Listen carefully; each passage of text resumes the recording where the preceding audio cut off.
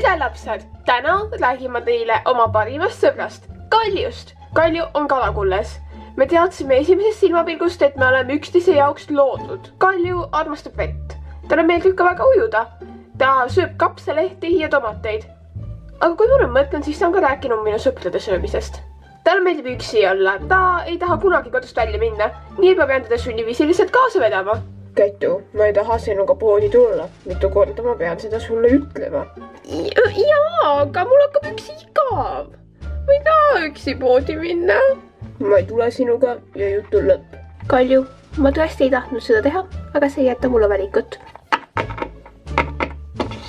Ma vihkan seda, et ma olen väike.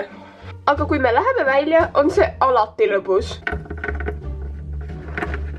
Okei, siin pole kedagi. Kätu, mida me siin teeme?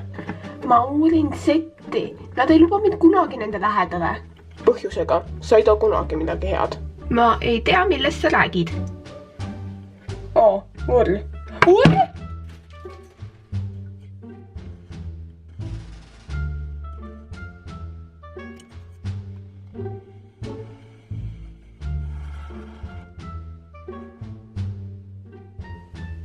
Ups. Jumal küll. Talle meeldib mind kiusata.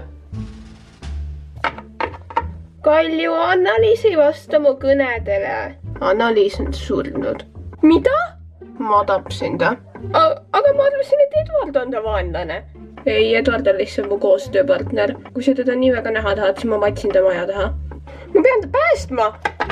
Ja ta võib vahepeal päris kuri olla. Kätu, mul on sulle kingitus Ingrilt. Ma panen selle siis siia. Ma nägin just kõige hirmsamat õudusunenägu.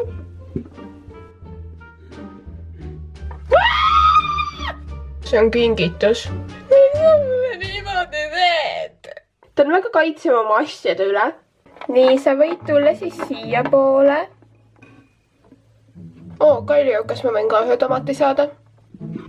Kui sa isegi mõtle mu asjade võtmisele, ma luban sulle, et sa ei näe homset päeva. Okei siis.